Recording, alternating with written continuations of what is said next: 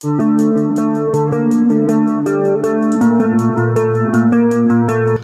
rekan, bagaimana kabar? Semoga baik-baik aja ya. Kembali lagi saya akan mengulas film Korea Selatan. Kali ini bergenre action, thriller, crime, pokoknya laga deh. Bagi kalian yang suka bedil-bedilan, wajib ain nih kudu nonton film ini. Judulnya Time to Hunt. Kalau di Korea sih nyebutnya Sanyangwi Sigan. Oke, film ini lumayan baru sih, tahun 2020 lalu, atau film generasi Corona. Rilis pada tanggal 23 April di streaming platform Netflix. Swear, film ini bikin deg-degan, tegang, keras, dan tahan lama sampai akhir. Oh my god! Wow! Pokok mencus deh, langsung kita ulas oles. Gimana sih ini skripnya biar tersalurkan lah. Oke deh, cus.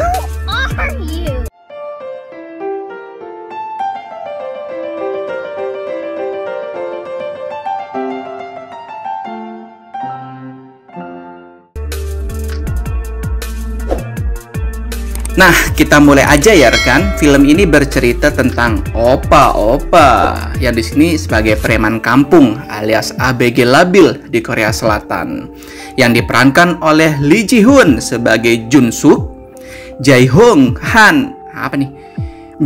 An sebagai Jang Ho, Woo Sik Choi sebagai Ki Hoon, Joo Min Park sebagai Sang Soo. Nah, ceritanya opa-opa ini pada tinggal di zaman krisis moneter Korea Selatan. Pokoknya lagi zaman susah, mau makan susah, mau review film susah, bikin skrip panjang. Oke, next. Ceritanya dibuka saat Jun keluar dari penjara dan dijemput oleh sohib-sohibnya itu. Karena masih krismon, si Jun ini ngajak opa-opa lainnya buat pindah ke negara lain. Wow, untuk memulai hidup baru. Tapi karena nggak punya cuan, si Do ini ngajak timnya buat ngerampok kasino, Dono, Intro. Enggak, maksudnya ngerampok kasino aja. Kalau bahasa kita itu tempat main kerambol pakai cuan. Next, Jun menemui Su yang juga kebetulan kerja. Jun menemui Su siapa nih? Oh, Sang Soo. Jun menemui Sang Soo yang juga kebetulan kerja di kasino itu buat ngatur rencana nih, karena dia tahu seluk-beluk dari kasino tempatnya bekerja. Setelah itu, Jun ngerayu opa-opa yang lain buat ikutan join ngerampok juga. Awalnya pada nolak sih, tapi karena jiwa korsa persahabatan, salam aspal gronjang, akhirnya mereka sepakat. Lanjut, mereka merencanakan alur dengan matang aksi pencurian itu, termasuk membeli senjata. Gak ada cuan terus belinya senjatanya pakai apa ya? Kredit paling ya. Aduh, beli senjatanya di Tuan Bongsik yang jadi sohib Jun juga sejak lama. Setelah belajar, langsung dipraktekkan dong. Masuk ke kasino, jedar-jedor senjata buat nakutin orang dan merampok. Namun, salah satu pegawai akhirnya menekan tombol gawat darurat, yang kemudian tombol itu mengundang para bapak-bapak gangster datang untuk mengejar mereka. Serem. Jujur sih di sini mulai agak tegang. Si Jun dan temannya dikejar-kejar gangster nih, penjaga kasino. Tapi endingnya mereka berhasil kabur dengan panen banyak cuan kasino. Wak. Oke, ceritanya cukup sekian dan terima kasih. Jangan pindah channel dulu rekan, filmnya belum selesai. Malah di sini baru mulai nih filmnya. Ngeditnya masih panjang juga cuy. Oke lanjut. Abaikan. Setelah berhasil merampok, senang dong pastinya. Rencana pergi pindah negara, yo pasti kan pengen holiday dari Krismon. Akhirnya cuan dibagi-bagi. Tapi satu dari mereka nggak ikut pergi, yaitu si Sangsu. Dia berdalih harus tetap kerja seperti biasa di kasino biar nggak dicurigai sama bosnya. Logikanya bener juga sih. Tapi ya sama artinya bunuh diri tuh kalau ketahuan. Lanjut, mereka bertiga pamitan akhirnya pada si Sangsu. Terus tancap gas, brum brum brum brum brum. Sebagai anak yang berbakti pada orang tua, si Ki ngajak si Jun ke rumahnya dulu nih, ke rumah orang tuanya untuk pamitan kepada orang tuanya sebelum pergi holiday atau mantap-mantap dengan kapal pesiar. Nah, masalah mulai di sini nih rekan. Mereka nggak sadar karena selain merampok cuan, mereka juga mengambil data rahasia pelanggan VIP dari kasino tersebut yang merupakan petinggi-petinggi di negara sana ceritanya nih.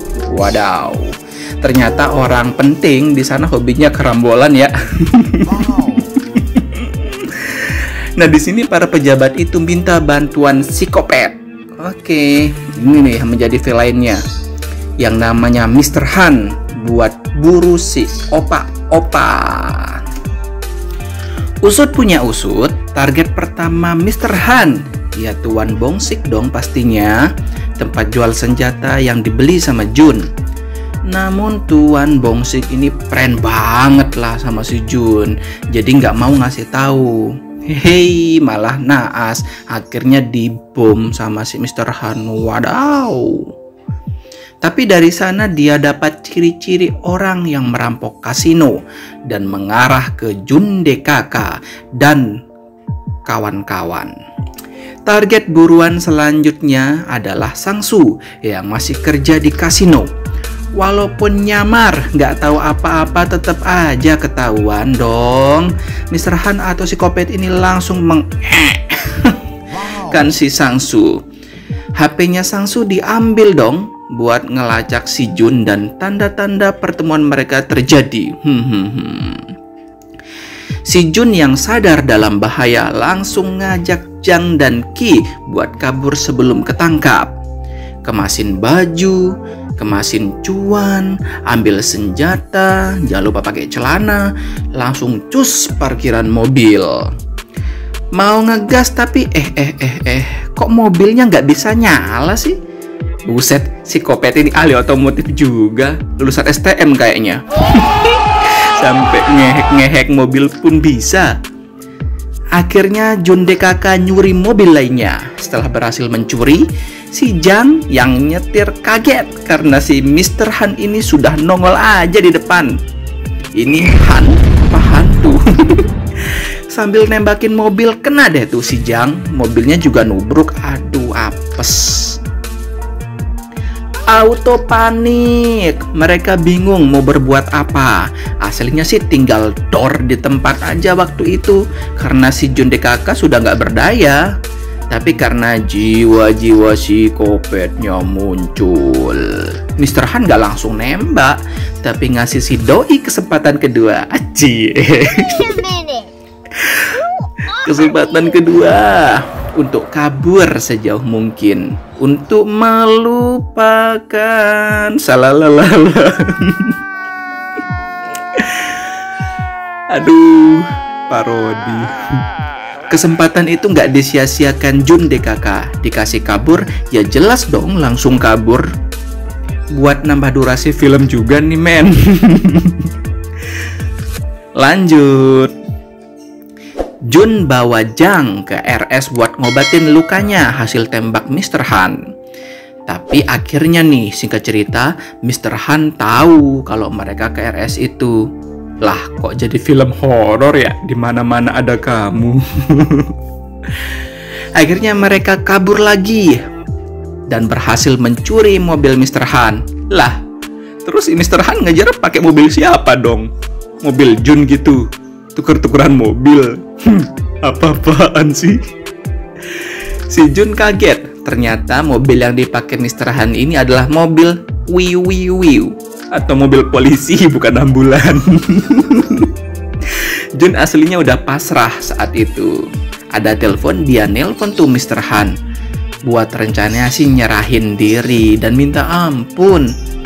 Lah, tapi respon dari Mr. Han nggak ngefek. Karena Mr. Han sih nggak niat buat nangkep, tapi niatnya buat memburu, menyakiti, membunuh. Asli dah, psikopat banget ini mah.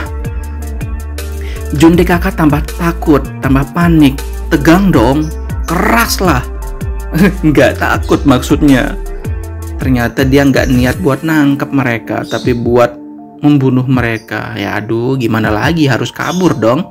Akhirnya mereka kabur lagi sampai tiba di dermaga kapal pesiar. Tapi karena belum waktunya kapal pesiar datang, mereka pun mencari tempat persembunyian. Akhirnya ngumpet deh di gedung tua dekat dermaga tersebut. Ser.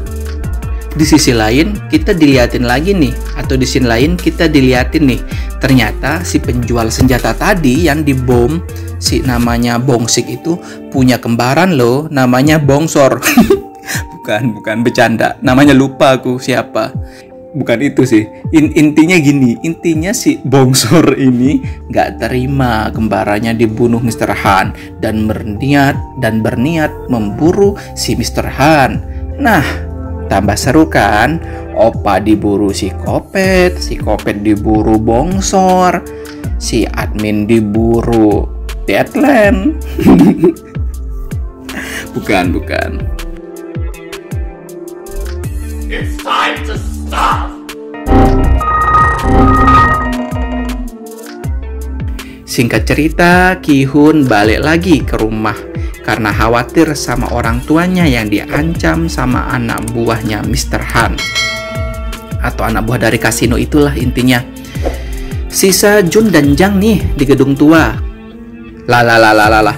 Terus si Kopet tahu dong persembunyian mereka di mana. Waktu perburuan pun dilanjutkan. Time to hunt. Kejar-kejaran, tembak-tembakan di dalam gedung tua. Sumpah keren dah ini, keren. Kayak main game rasanya.